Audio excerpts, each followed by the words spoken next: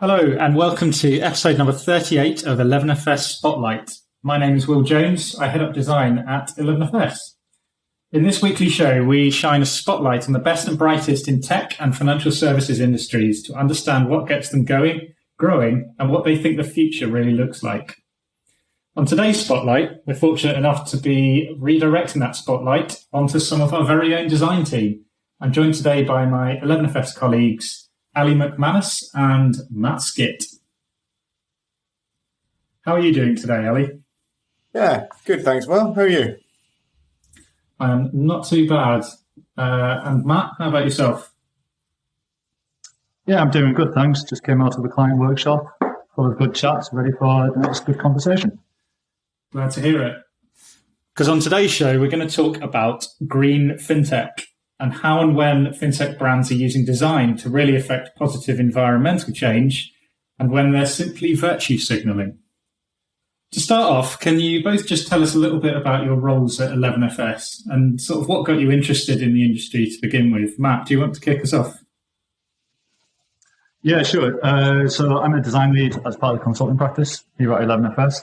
I got interested in design because I just like solving problems, really, and making posters and things like that as a kid.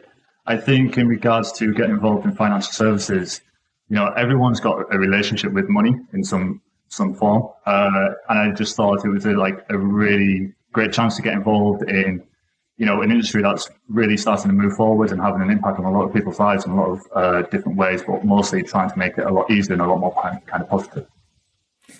Yeah, I totally agree. That definitely resonates with why I got into it as well. I'm throwing over to Ali. Without repeating what Matt said, what brought you into this? Yeah, I guess, my role is very similar to Matt's. I have similar background as well, coming from communication design, things from advertising, marketing, then more into digital things.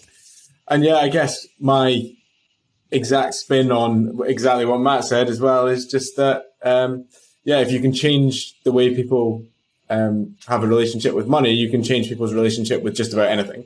So it just seems quite a broad and exciting challenge. And in a perfect segue, you can change their relationship with the environment. That was smooth, wasn't it? Let's chat a little bit more about the bigger picture then and what being green looks like as a fintech and designing fintech experiences with the environment in mind. I think starting right at the beginning, if you think about when you, I guess, first had a bank account or even before you started looking at what environmental change through fintech design looked like, what was your sort of initial reaction to sort of fintech being green? I don't think I ever gave any thought into its environmental impact until you're actually working in it. From the outside, it all seems very transactional, seems very computationally based, and I don't think I'd ever given it much thought. And then it wasn't until you start to explore it and some of the implications of the impact of technology in sort of the emerging world, and you start to realize that it is a problem. So I was completely blissfully unaware, to be honest. What about you, Matt? Yeah, I kind of have to agree with Ali. The implications on the environment within fintech wasn't something that I necessarily knew too much about. Obviously, as you get more involved in the industry, you start to learn a little bit more. I think people are becoming a lot more aware of greater environmental impact movements, and we can kind of touch on that a bit later. So I think the whole kind of attitude is starting to shift from what it was. Yeah, I agree with you. And I think it's not just necessarily about the impacts that financial services and the underlying technology has on the environment, but then also in a more positive spin, like we were talking about the relationship with money and how it touches all parts of our lives as sort of a real opportunity to not just not be evil, but to actually, go out of our way to, be more green and have an impact on the environment. It seems that sort of everyone wants to be green. Let's focus just on financial services, but it's no new phenomena outside of that as well. But I think from sort of the neobanks to the already established incumbents, from what I can currently see, there are some fintech brands really looking to make a change. And I think, as we said at the top of the show, some that are trying to just align with the types of virtues and beliefs that their customers hold. I think we'll go into this in more detail later in the chat, but off the top of both of your heads, is there anyone you've seen sort of being green or having an impact on the environment that feels very authentic to who they are? I think there's some interesting ones that have, sort of sustainable versions of the accounts that they already have. I think if you look at some of the investment platforms like Nutmeg and Wealthify, they offer products that have, sustainable funds and the like. And I think there's some other offsetting accounts as well, basic functionality like Bunk. I think as you touched on a minute ago, like some of these things are focused on just an offering rather than fully like brand pushing. Yeah, and I think full disclosure, we caught up on this as a team. We're not coming in completely fresh to this, and having a discussion around green fintech. I think when we were chatting about it, it's clear that there's definitely a sort of a scale of what being green looks like as a fintech, and it's probably comparable to other industries. And we kind of saw this fitting into sort of three broad categories in terms of approach that we're going to refer to and walk through now, we're referring to it as affiliate, offsetter, and sort of the top tier of change maker. Just to explain those a little bit and what we mean. At the bottom, what we're calling affiliate is basically your entry level, lowest effort, box ticking approach to being green. And then maybe you're doing a little bit better as a company that we're referring to as offsetter. You're either taking action through how you're set up operationally, or through your offerings to make sure as a business you're having a positive impact on the environment, and so your customers' actions through you. But what we really want to get to, and what really excites us as designers, is what we're calling sort of these change makers, companies that are actually delivering products that aren't just covering their own end, but affecting positive change in the behavior of their users, which we know is quite hard to achieve, but sort of the hallowed ground of any business.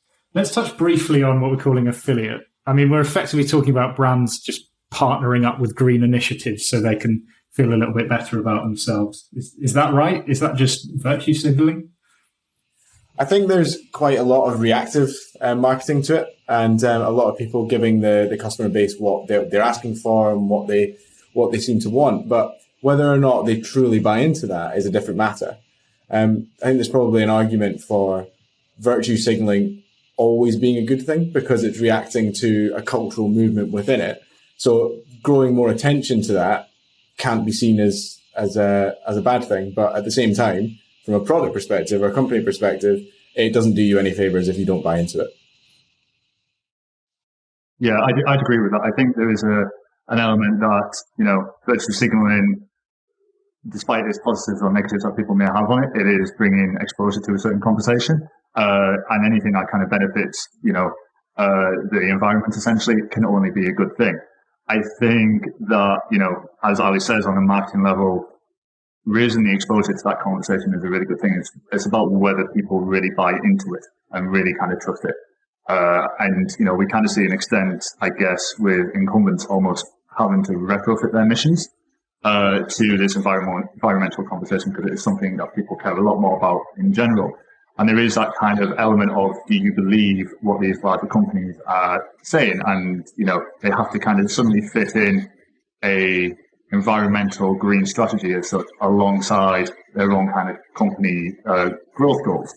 And you sometimes have to kind of go, okay, it's great that you want to, plant more trees or whatever that thing may be, but you've still got your financial products that you're trying to sell, et cetera, et cetera. And it's a bit of a wallpaper. So I think those are all valid points. I guess we're not here to bash big banks. It should be, or any older organisation. We know it's a lot easier for newer businesses to bake a mission and a purpose into their actual product experience from the start. And I think that's why a lot of what we're talking about at this level is, I guess it's more marketing. But I think there are definitely sort of smart ways that people weave sort of green initiatives into the actual design of the customer experience. And this kind of takes us through to this second level we're referring to as offsetter. Now, I guess this is sort of brands taking action to actually help offset their impact on the environment. Maybe that's operationally. And I guess as a design team, we're not going to talk about ops too much or business models, but actually through the offering that they're generating. Now, at this level, businesses are kind of taking care of their end. They're not going with a sort of an affiliate green initiative to take care of any guilt, but it's actually taking a look at what they're doing. I mean, what we're talking about here, is it sort of sustainable card materials? Well, it's funny that you mentioned sustainable card materials, because if you take the fintech Tomorrow, they actually have like a premium account called Tomorrow Zero, and the card that you get with that account is actually sourced from sustainably sourced forestry.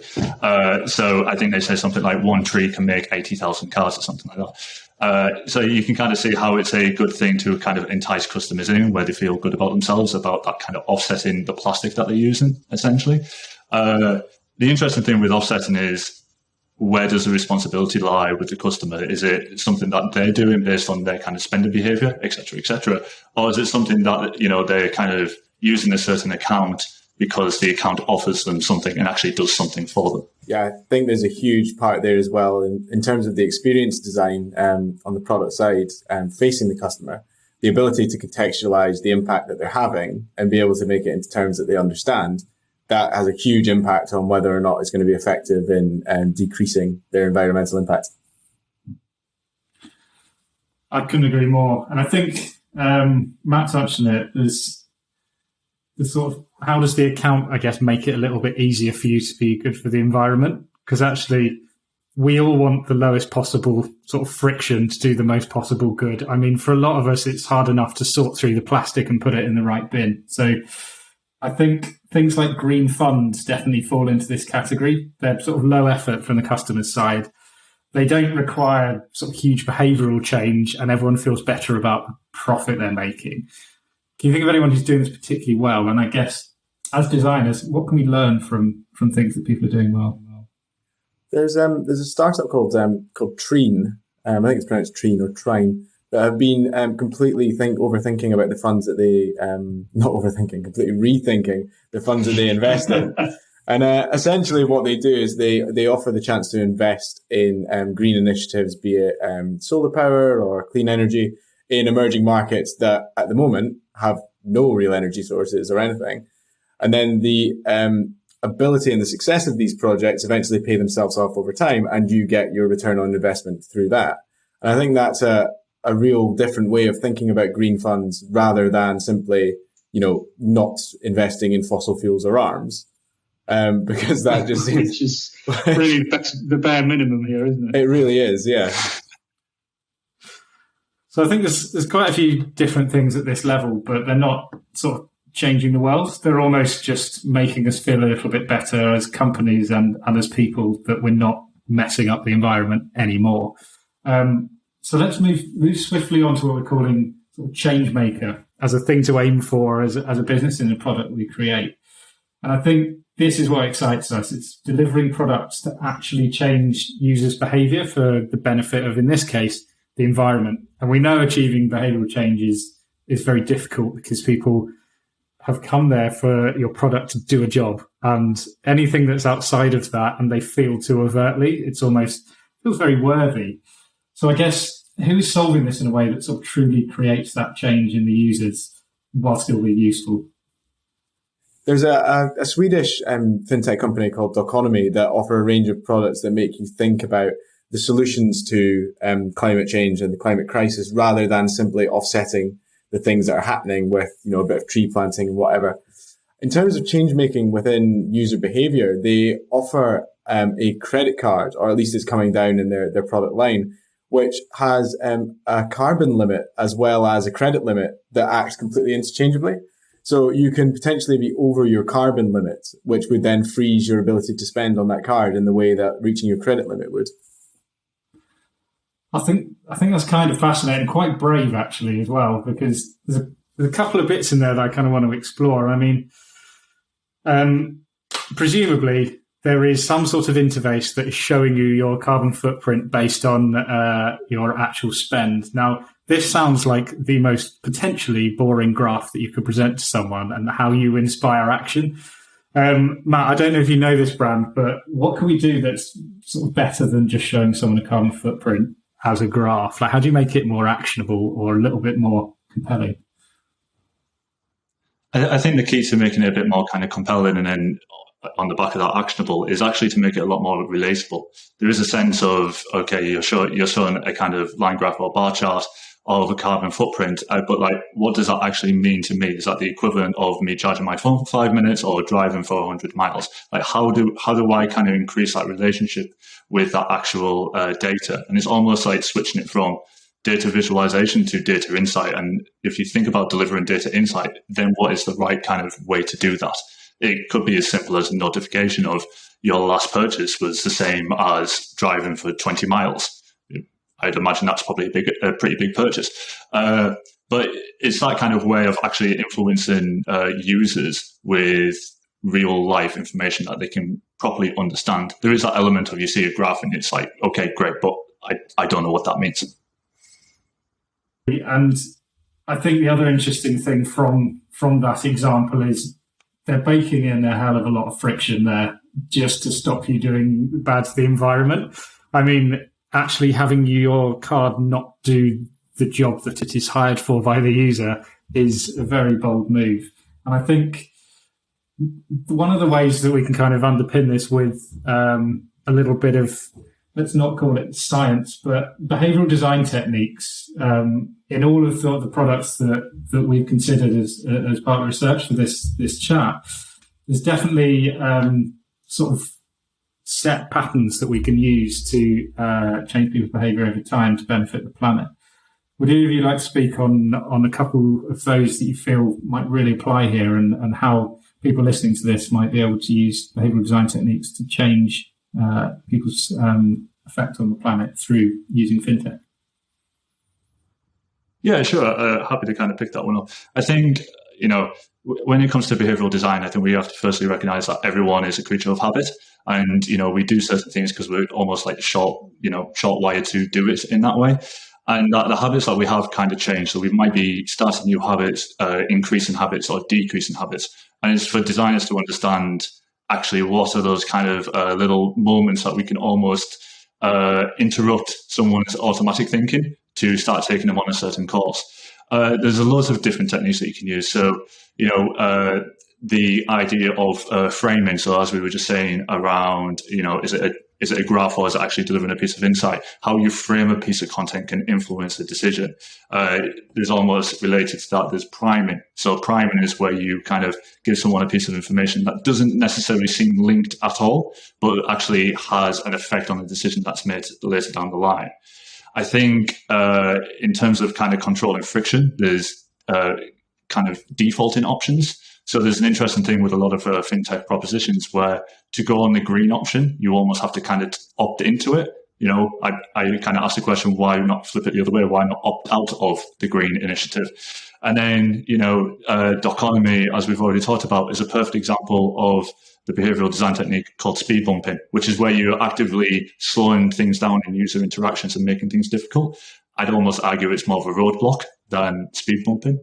But whatever the techniques that you use, you've got to understand the motivations of your users and then almost kind of give them the ability. And that could be as simple as pressing a button on the screen or, blocking a transaction and kind of giving them the trigger to, help them kind of take that action, which you've already given them the ability to do. And understanding those kind of certain points, you almost kind of build up an arsenal of different techniques that you can use at different points in the end-to-end service. Yeah, I completely agree. I think on top of that as well, like to your previous point, Matt, about it being making it relatable, I think that's the most valuable point. There's almost two aspects when it comes to green fintech that need to be overcome, which is one is how do you first get users to understand that insight, right? Understand what it is and how they can use it. And then it's that second one of, right, do they now know how to action it? So they now might know something, but they might not know how to go about acting upon it. And I think those are the two things that really need to be solved. And the things that you've just mentioned should be able to prompt us in the right direction there. Absolutely. And, for those techniques and approaches that we just talked about, there's probably 10, 20 more that are applicable in this scenario. I mean, when we were talking about this, there were so many aspects to sort of design for environmental change. I mean, we had to think about green branding as well, and greenwashing. I mean, obviously, there's all of these cliches that you either choose to adopt or avoid, like pictures of trees and, let's be honest, the color green. And I think we could speak about that a lot. And there's also parallels to draw with sort of other missions or ethical approaches to creating a product where really you're effectively playing God and creating a system of what is good and what is bad. And I think it's really good for products to use an external data source that, or, such as UN sustainability goals, anything that clearly defines an agreed set of principles about what good for the environment or bad for the environment, or, for instance, what sustainable fashion is, what sustainable fashion isn't. These are all important things to talk about. I'm going to move us on now.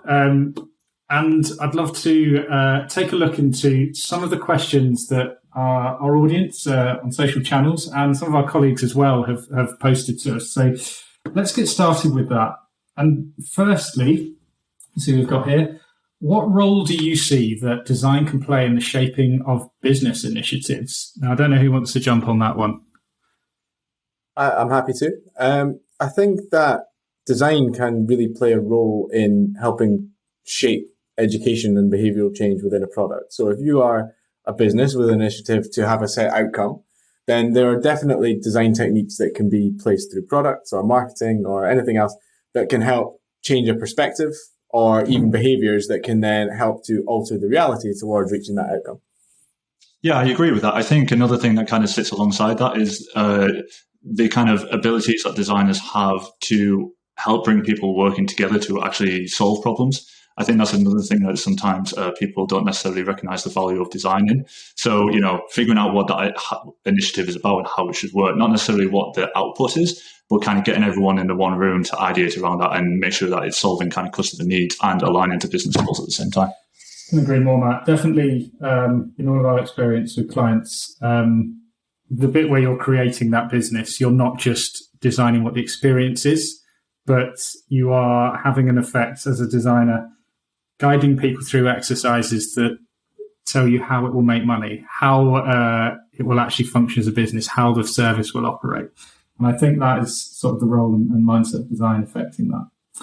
So looking at the next question, do you think some fintech products that set out to be green from the off as sort of a driver, do they miss the mark on actually being useful?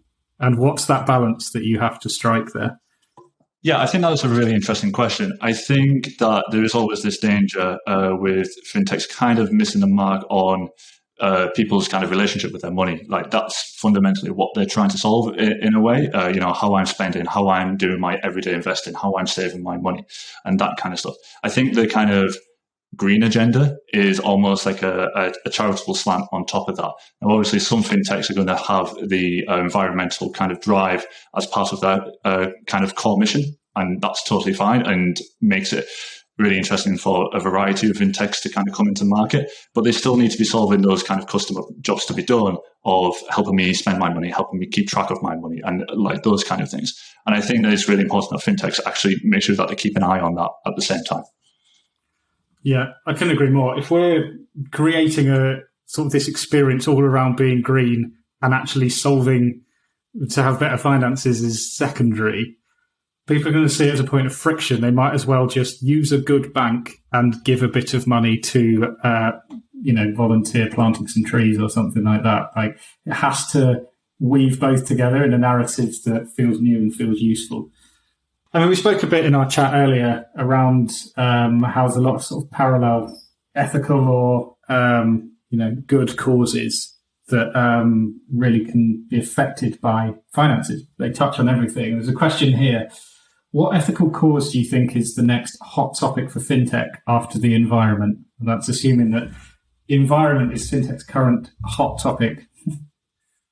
I have no idea. I wouldn't even begin to want to predict as to what it might be, but I definitely know what I'd like to see it be. I think there needs to be a much more responsible approach holistically to lending, especially to the young.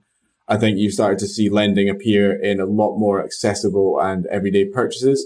So you start to see a lot more buy now, pay later kind of businesses pop up. The idea around car financing is something that is generally getting dangerous. And I think like these kind of everyday purchases are needing to have a bit of a revamp and rethink about what is the way people have this relationship with money. And I think it's outdated and needs to be overhauled. I couldn't agree more. And I think in some of the work we've done, we've looked at sort of how finance relates to the very broad topic of well-being. And obviously, you've got different areas of health within there, like your physical health and your mental health. And I think those are a couple of areas that have really strong parallels to finances as well, how people make money, how money can become an enabler, how money can become a stress reliever, and the two are very much linked.